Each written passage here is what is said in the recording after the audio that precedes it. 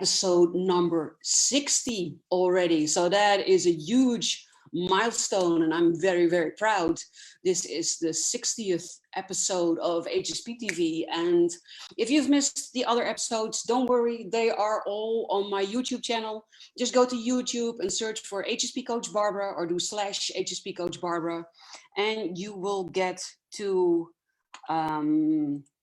my YouTube channel, and there you can see all the replays of HSP TV, and you can also become a member of the tribe of soulpreneurs. They will also all be in there, also accompanied sometimes, if it's applicable, with a wonderful workbook. So that is also an option. And now I seem to have lost where I had. It is so strange. You're thinking that you're actually somewhere and then somehow you're someplace completely different. This has never happened to me before, but it's okay. We are going to fix this because I am now live streaming to my personal page, but I would also love to stream it towards the tribe of soulpreneurs. So that is the thing I'm doing right now. But the 60th episode today is about the little voice in your head that gives you advice.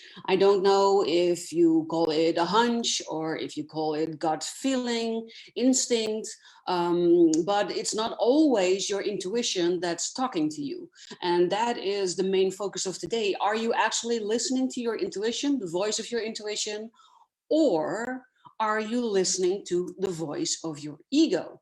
Because if you are listening to the voice of your ego, then it is very important that you become aware that that is what you're doing, because it will have this huge impact on your life and on the way you live your life, the results that you're going to see, the way you make decisions.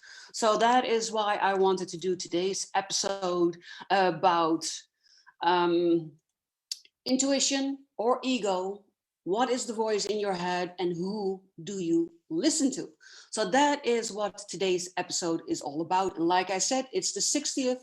If you are here live, then I would love it if you could let me know that you are here live by letting me know that you can hear me okay, or letting me know where you are from, where you are tuning in.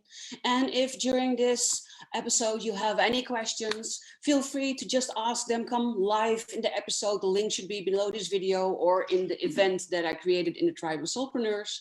And then you have first access to me and asking me questions firsthand, real time.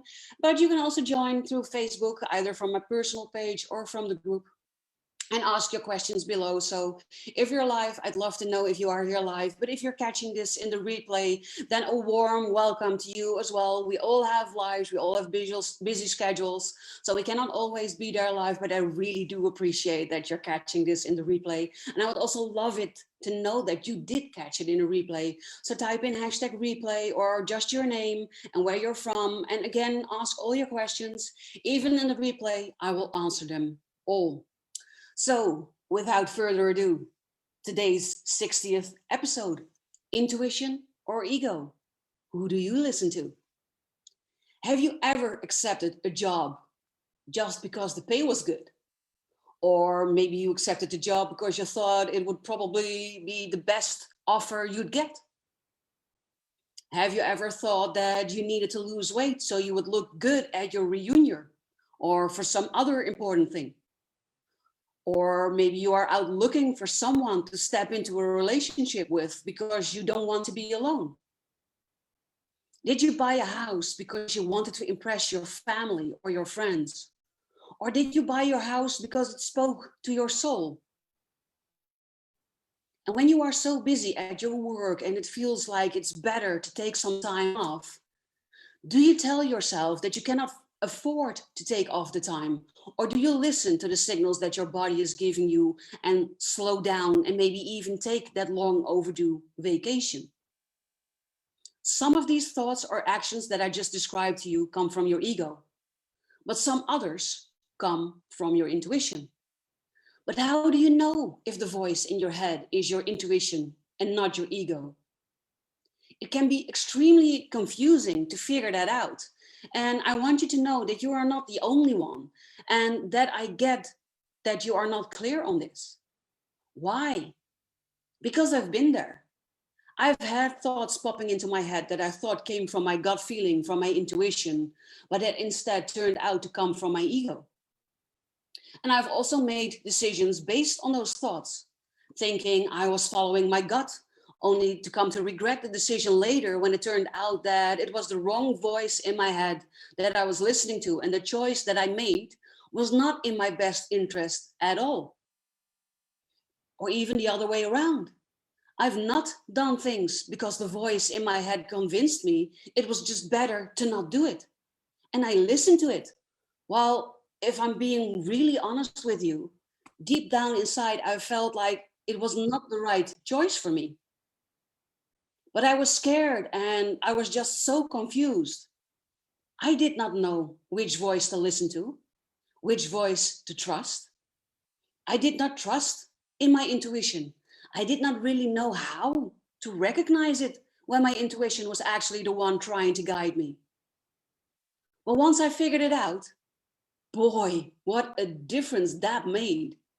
I have discovered that when I trust my intuition instead of my ego, I never make wrong choices. I also never regret any of the choices that I've made when they come from my intuition instead of my ego. For those who don't know me yet, my name's Barbara, and I'm a transformation and an empowerment coach for what I like to call intuitive, ambitious aliens. Those are high sensitives, intuitives, and empaths who have always felt weird or strange, or like they didn't fit into this world, but who want to be deeply connected to their spiritual self and who want to have a crystal clear vision of the life that they truly want to live. I help them to unleash the power that's already within them, give them more clarity on what is really important in their lives, and I reignite their passion and their purpose so that they can achieve their dreams. So today, in the next 30 minutes, I'm going to walk you through what is the ego and what is the purpose of ego, what is intuition and how do I let it guide me? Is intuition the same thing as having a gut feeling? Should I trust my intuition when it comes to knocking? How do I integrate intuition into practical decisions? And how can I tell the difference between the voice of my ego and the voice of my intuition? Let's get started. The question was, how do you know if the voice in your head is your intuition and not your ego? Well, the answer is very simple. It takes practice. Because A Course in Miracle teaches us that the ego speaks first and it speaks the loudest. So unless and until we train ourselves otherwise, we live our lives listening to its booming voice. So in order to understand the difference, let's first take a look at what ego is so that you know what to watch out for. The ego is simply a way for us to understand and attend to ourselves, while at the same time as we understand and attend the world around us. In most spiritual circles, the ego gets a pretty bad rep. And the reason for this is that the ego, to some extent, is the principle in our psyches that separates us from one another. It's what makes us realize that we are human and that is a tiger that's going to eat us if we encounter a tiger. It's also the voice that tells us what is good or wrong for us, but it's based on our experiences and a completely different voice than the intuition. So while spirit is the principle that shows us that no such separation exists. Sometimes the ego is depicted as an almost demonic figure that keeps us from realizing our true nature. But at its most barbaric, the ego is simply a tool that helps us organize the various aspects of our personality so that we can function in the world. So ego also has a very helpful, very useful function. So in this sense, the ego is simply a way for us to understand and attend to ourselves, while at the same time understand and attend the world around us. The ego is a tool that we use to navigate our world. And perhaps the problem is that ego sometimes just gets out of control. And this happens when the higher self loses control of the psyche. The psyche then falls under the leadership of the ego, an entity that was never meant to lead. Okay, Barbara, I understand what you're saying, but what is then the purpose of ego? Why do we have ego? Well, the ego is meant to be definitively in service of the higher self. And when this relationship is functioning, the ego is a useful intermediary representing the whole self, but not thinking that it is the whole self.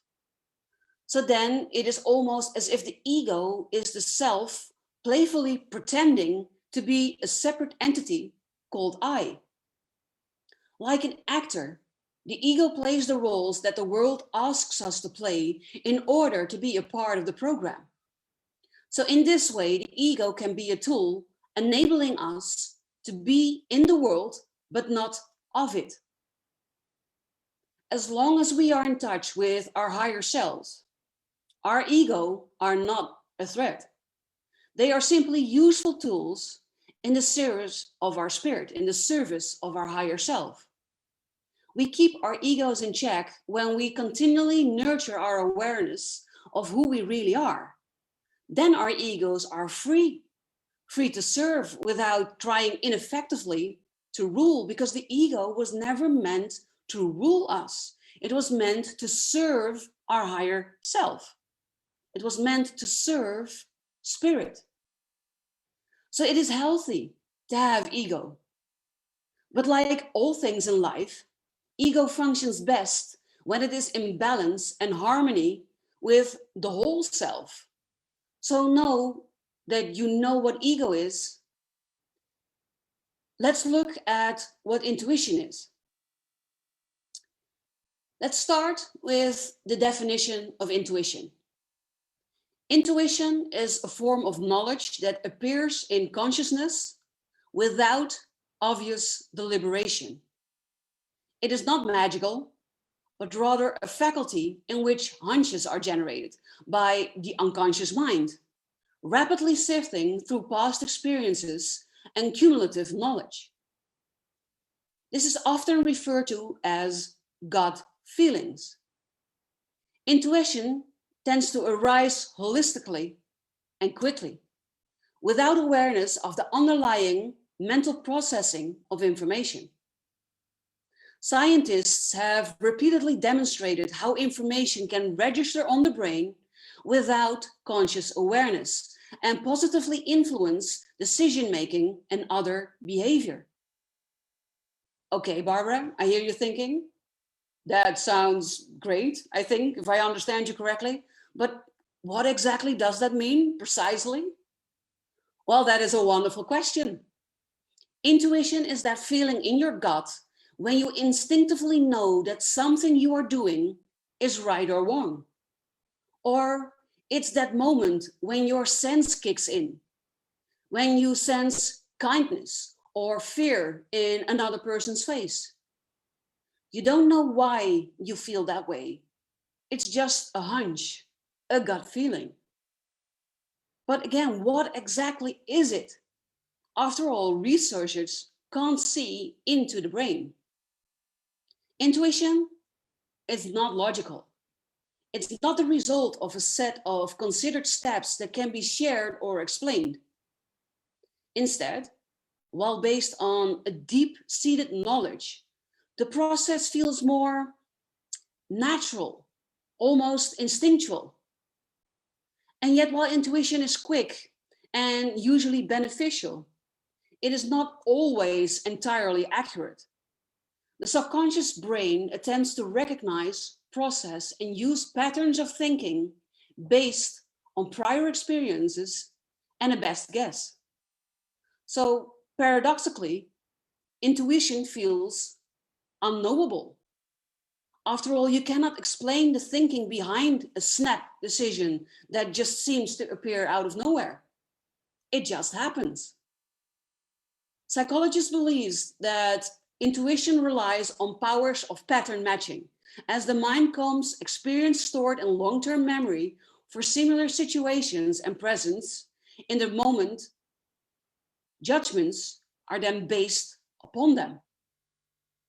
The automatic information processing that underlies intuition can be seen in the everyday phenomenon known as highway hypnosis, which occurs when a driver travels for miles without a conscious thought about the activity or even driving the car. I've had a similar experience like that. It was way back when I was still working for the boss and I had to drive my car to work. And I was always driving one highway and then I needed to switch to another highway, then take the exit, and then I was at my work. And I remember getting on the highway. I remember seeing the sign, the exit sign of the town after mine. And then the next moment I become aware of my surroundings. I remember thinking, do we have green signs in the Netherlands? I thought all our signs were blue. And without noticing, without meaning to, I had crossed the border into Germany. I was actually driving in Germany where they have green signs. So without conscious thought, I was driving and I didn't have an accident. So I overtook cars and I was driving safe. I wasn't aware of what I'm doing. And that is what I meant with highway hypnosis. So, okay, Barbara, is intuition then the same as gut feelings? I hear you ask. And yes, intuition is often referred to as gut feelings, as they seem to arise fully formed from some deep part deep within us. In fact, they are the product of brain processing that automatically compares swiftly perceived elements of current experience with past experience and knowledge. And they are delivered to awareness with considerable emotional certainty. Intuition is also often valuable when meeting new people, detecting deception and other forms of danger, making choices, but also in detecting sexual orientation. How often have you not met someone and you could really tell, you're gay or you're straight? Or how often have you sensed that you could better not take a certain route or do a certain action just to realize later on why that was happening and that you would have had a serious accident or something other that you didn't want happening happen to you if you had done it? So, okay, Barbara, I hear you thinking. So basically you're saying I should trust my intuition. And yes, that is what I am saying. As a highly sensitive person, as an intuitive person, as an empath person, we have this amazing sixth sense, and that is our intuition. And I believe when we listen to it, it never steers us wrong.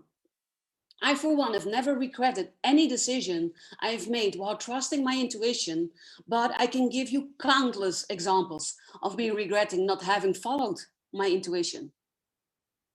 Okay, Barbara. So, how do we include intuition into our everyday life?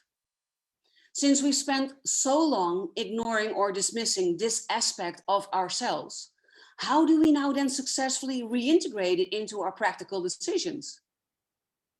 Well, the answer is simple. Dialogue it. That's what I always do. The conscious is an expert at logic, and it will use it relentlessly. You don't have to worry about that. And conversely, the unconscious mind searches through the past, the present, and the future and connects with hunches and feelings in a non-linear way. Its process is cryptic to the logical mind, as it defies the conventional laws of time and space. So often we do not understand why our intuition is sharing with us what it is sharing. And I'll give you an example. So you would say, what should I wear today? Or you would think in your head, what should I wear today? And your intuition, your unconsciousness says red. And you say, read what? And the unconsciousness says, well, I don't know, just something red. And you say, why? And the unconscious says, feels good. And you said, but I have an interview today. Isn't red too aggressive, too dominant? And the unconscious says, you're missing the point. And you think, what is the point? And the unconscious says, you like red. It makes you feel happy. And you think, well, what has happiness got to do with this? And your unconscious says, everything. And you think, okay, but how? And the unconscious says, you'll see, just trust me on this. And perhaps in doing this, because you simply feel good when you wear red, you exude more confidence at your interview and you receive the job based on this confident persona that you're displaying while in your interview. Or perhaps your interviewer loves red and enjoys that you were bold enough to not wear black. Perhaps the color is what makes you stand out from so many others. Who knows? The point is, you listened to your instincts and you made your decision, including intuition, and then benefiting from it without worrying about the logical reasons why. But let's not stop there. There are 3 more ways to listen to that internal voice and to allow it to guide you in your everyday life. And the first way is to keep a journal. Write your thoughts and your feelings down on paper, even if you think you have very little to say. The second is to turn off your inner critic. Often we rationalize away those voices within. So this time, listen without judgment. The third way is to find a solitary place.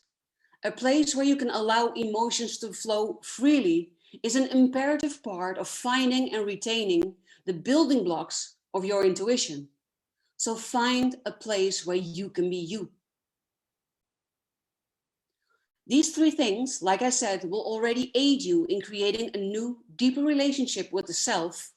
It will help clarify the inner voice and it will allow you to bring your true instinctual awareness back into your rational, everyday life. So now let's look at the difference between your ego and your intuition, shall we? If you're looking for clues on how to tell the difference between your ego and your intuition, you need to pay attention to how you are feeling. When your ego is speaking to you, the energy feels tense and contracted. And with intuition, the energy is expansive and uplifting. The ego urges you to start a business to get rich, while the intuition guides you to start a business that will help people. Ego will push you to accept the job offer because the pay is good and it may be the best offer you will get. While intuition prompts you to turn down a job offer because it will require you to do things that are not aligned with your values. Ego says you need to lose weight so you can look good at your upcoming reunion, while intuition guides you to release weight to become healthier. Ego pushes you to get a date so that you won't be alone, while intuition guides you to ask a person on a date so that you can have a genuine connection with someone and share your happiness. Ego urges you to buy the house because it will impress your family and your friends, while intuition steers you to buy a particular house because it speaks to your soul, because the moment you walked into it, you thought, this is my house. It made you that happy. Ego says you cannot afford to take the time off. Well, intuition prompts you to slow down and to take a vacation. Ego tells you that you are paranoid and that everything is fine and that you just should keep on working. Well, intuition tells you that there's something off at home and you should call to check in. Or it tells you that something is off with someone you know and it urges you to seek contact. Although the guidance from either voice may sometimes be the same, you'll attract vastly different outcomes depending on the intention behind your actions. So when you listen to the voice of intuition, you invite the flow of love, of inner peace, and of abundance into your life. And when you pay attention to the voice of your ego, you're basically inviting fear, which fuels a scarcity and a competitive mindset. Which one would you rather choose if given the choice? I know which one I would choose, and it would not be the voice of ego. So what I've shared with you today can already make a huge change in your life. However, if you want long-lasting results and are serious about discovering your intuition and letting it guide you towards positively changing your life and getting the results that you desire, then I would strongly advise you to find a coach or a mentor like me, for instance, to help you. If you are not trusting your intuition yet, if you don't even know what your intuition is or what signals to look for, or if you just want to know how you can use your intuition more or more effectively to help guide you in your life towards those results that you are so longing for, then you and me, we need to talk. Just think of how effortless and excited you will feel when I help you to get clear on what your intuition is and how it can help guide you in your decision making so that from now on you only make decisions that benefit you and that feel good. Can you imagine the sheer sense of joy and feelings of rediscovered trust when I help you to connect with your intuition on a very deep level so that you can start doing what is good for you? Just think for a moment how your life can and will change for you when you know without a shadow of a doubt that your intuition will never steer you wrong and that by following it, you will be happier than you've ever been. If this resonates with you, and if you are serious about changing your life for the better and getting the results that you desire, then I would invite you to hop on a free discovery call with me. In this no strings attached call, we are going to get really clear on what paradigms you have now, which habits you need to change, how the voice of your intuition sounds, and how you can use your intuition to guide you in your decisions, in your habits, in your actions, so that you will start living the life that you truly want to live. Click on the link below this video or send me a message in Facebook Messenger, LinkedIn Messenger, WhatsApp. Just message me and we'll get you set. I'll never forget the stressed and just very unhappy life I led when I was not getting the results I really wanted. Unsure about what direction to go, what choices to make, not trusting in myself, second guessing all my decisions, and not trusting my ability to make choices that are actually good for me. I was doubting what to do, doubting which voice I was hearing, doubting if I was even hearing anything, doubting if I should actually listen to it, doubting if I would even recognize the voice of my intuition if it bit me in the ass. Not knowing how to recognize my intuition when it spoke to me, not recognizing the voice of my ego, nor knowing why ego is always the first to offer advice. And it wasn't until I discovered the difference between my ego and my intuition, and then discovering the many ways that my intuition spoke to me and was actually trying to help me. And that feeling that when I listened to my intuition, I was never sorry, and that things really, really started to change for me for the better. Now I know how to distinguish the voice of my intuition from the voice of my ego. And I have unwavering faith in my intuition, and that it will always guide me towards the best possible future that is in store for me.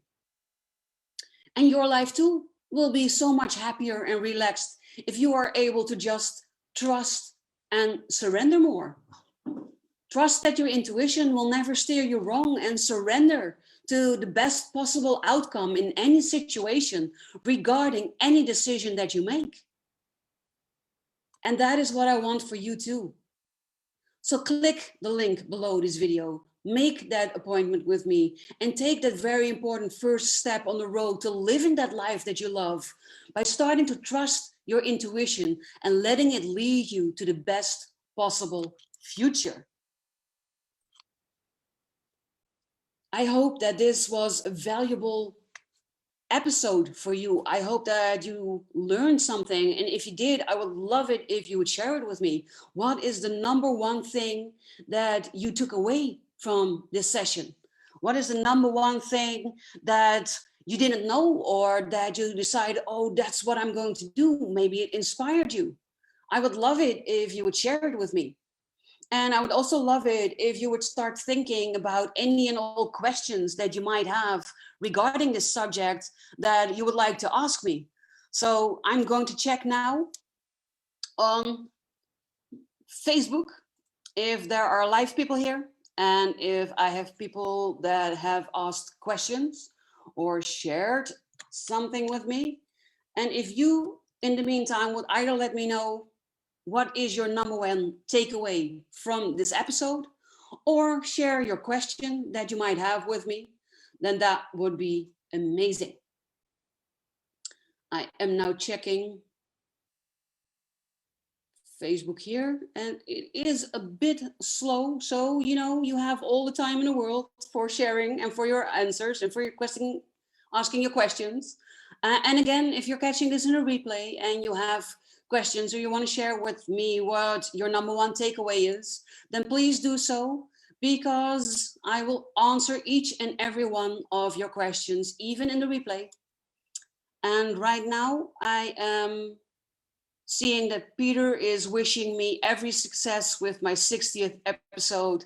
What a wonderful service and inspiration you are providing to others, Barbara. Oh, Peter, thank you so much for sharing that with me. You are also one of my inspirations and one of my heroes. And if you haven't met Peter yet, then I would urge you to go to the video section of the Tribe of Soulpreneurs, because Peter's workshops are also in there. That would be the perfect way of getting to know them.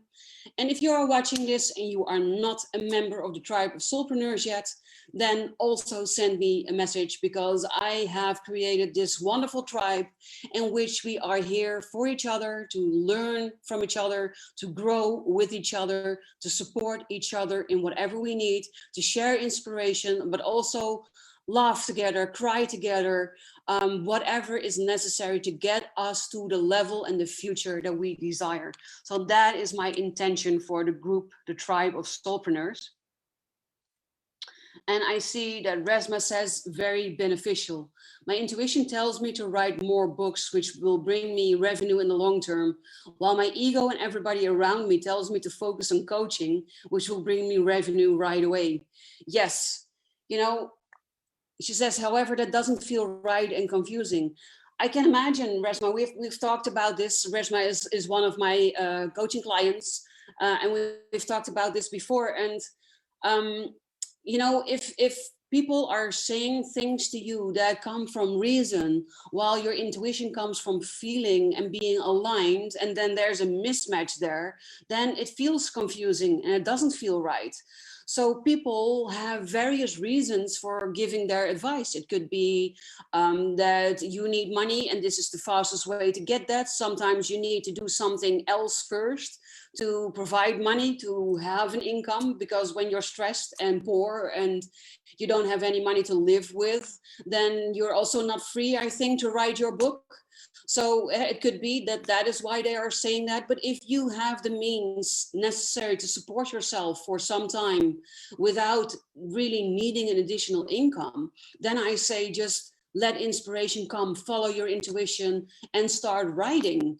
And if you do need something that generates an income, see how you can maybe do both at the same time. Work on the things that do feel aligned within your coaching. It could maybe not be one-on-one coaching. Maybe you would just want to write courses or an online program, or maybe do small workshops around your books to earn the money you need to keep writing. While at the same time, also take time out to nourish your soul and to keep on writing and to do the things that you feel are just giving you energy and that need to come out.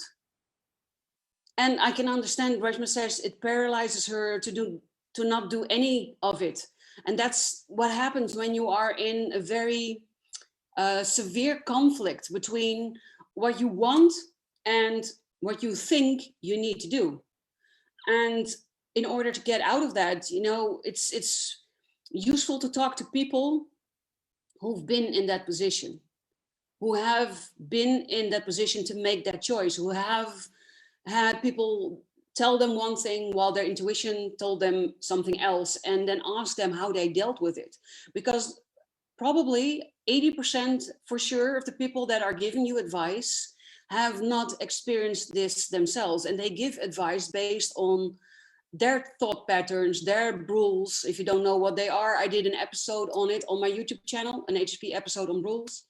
And they do it based off the information that's available to them, and that is their reality, but it doesn't necessarily have to be your reality.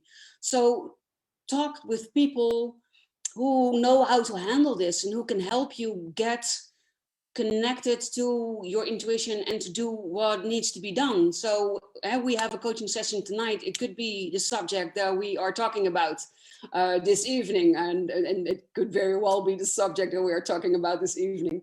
But that's just, you know, it's important. And a lot of people, that's another thing I wanted to share with every one of you, not just Reshma, but everyone. Many people give a lot of advice, most of the time with the best of intentions. So don't be mad at them if they give advice that's not the best thing for you, or don't be angry or frustrated or annoyed or whatever. You know, just take it as them wanting to help you. Take it as something positive, but also take it at face value and know that it's based on their perception, their experiences, their knowledge. And the thing that they are missing is your internal world, the things that you've experienced, the things that have happened to you, your desires, your wants, your wishes, and your intuition. They don't know about all of that. So they can only advise you based on their internal world, which can be just completely different from your internal world, probably will be completely different from your internal world. And they just mean well. But it's very important that you need to connect with your internal world on a much deeper level to be able to get really clear on what is it that you really want. And then start developing your intuition more, start learning to trust in it more, start learning to recognize it more and more, so that you can stay on course and keep following that thing, that dream, that if all the noise outside is just quiet and nobody tells you anything, and you just really connect with it, you know what it is that you want. You know, that is the thing you need to keep hanging on to, and you need to find ways to strengthen that bond with that part of yourself. Thank you for sharing your questions and for being here also.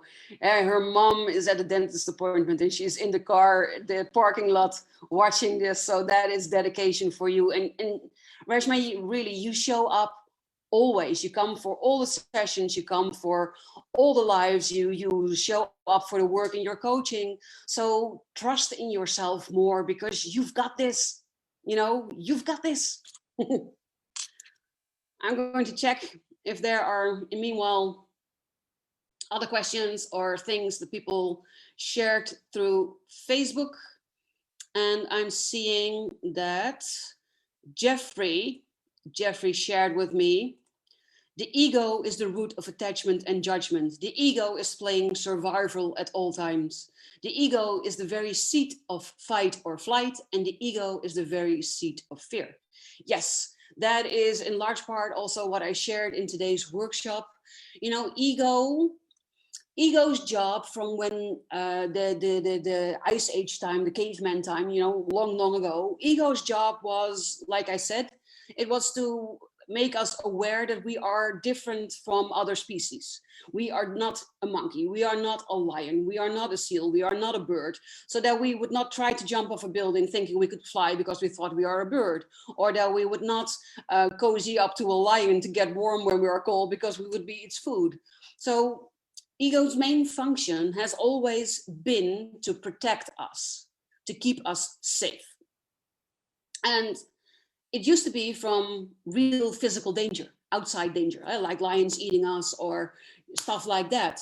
But yeah, no, most of our Western countries, certainly, we only have lions in the zoo behind the screen. So we are not um, um, in any physical danger anymore. So ego is now trying to protect us on a mental level. And that means, and here is where the comfort zone comes in, ego is now protecting us through our mental capacities from things that they perceive as a possible threat or a possible danger. And every change that we want to make, even if it's a really good change, even if it's a really bad change, ego does not discriminate between good change or bad change. For ego, change is uncertainty. It's the unknown. It is potential danger because it's unknown. You don't know what's lurking around the corner.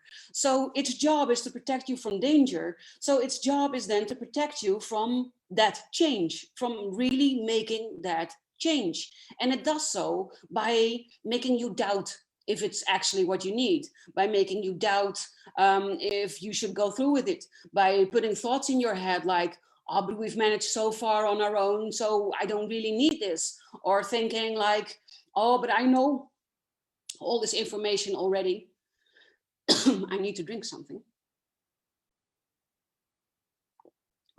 By making us think, I know all this information. It's not gone.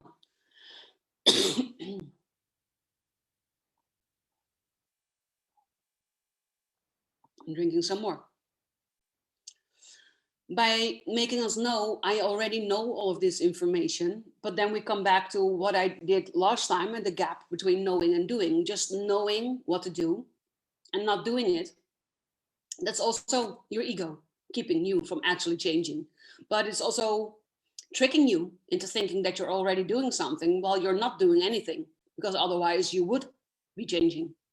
And there is a way around ego and a way to get ego to cooperate in any change that you want.